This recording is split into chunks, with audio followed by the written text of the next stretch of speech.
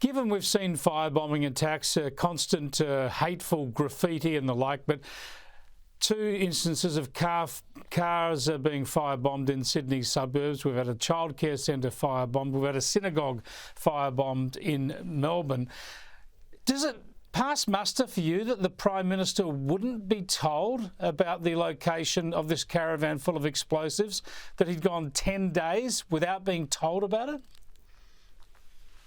So if the Prime Minister wasn't told, someone should be sacked. I find it unbelievable that the PM should be so relaxed in his management of this issue that people in our police service, people in our intelligence community wouldn't understand the importance of bringing this information instantly to the awareness of the Prime Minister.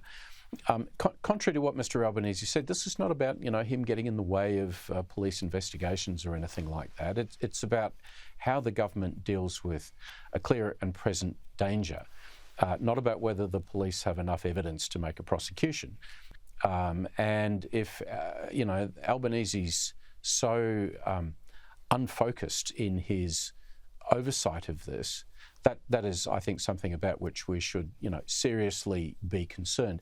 He's turning himself into the spectator in chief, Chris, but that's not good enough. He has the lead management role here in driving agencies to be on their mettle in dealing with this situation. And so, I'm just astonished that he didn't know. And I'm astonished that the Prime Minister isn't outraged about the fact that he didn't know and is trying to find out why. Exactly. It's pointless being a spectator when you're in that position.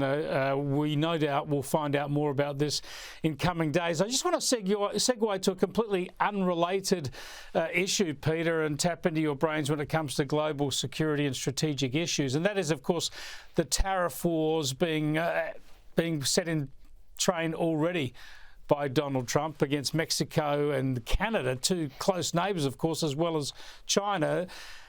Wars often start over trade and tariffs. So just how worried should we be about the way Donald Trump's opened this front up? Well, we know that there is an element of almost impulsive behaviour at times on the part of the president. I would prefer that Canada and Mexico weren't the 2 first countries that he wanted to go after in trade terms. But I think his point, which has perhaps not been as clearly made as it might be, is that what he is immediately focused on is the trade in illicit drugs, mostly across the Mexican border, but to a tiny degree across the Canadian border as well. Fentanyl coming from China, which has been responsible for the deaths of thousands of Americans. And the use of tariffs is a sort of a means to try and force more concentrated behaviour from Mexico and Canada. Okay, well, that's where we're at with that.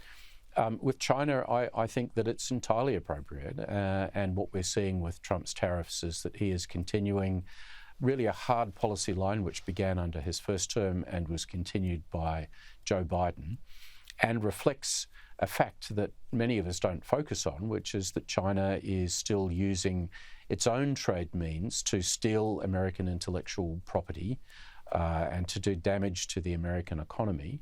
And I think it's entirely appropriate that Trump should push back on that, all in the interests of trying to make China a more reasonable, fair player on the international trade front, which China is not and probably will not be.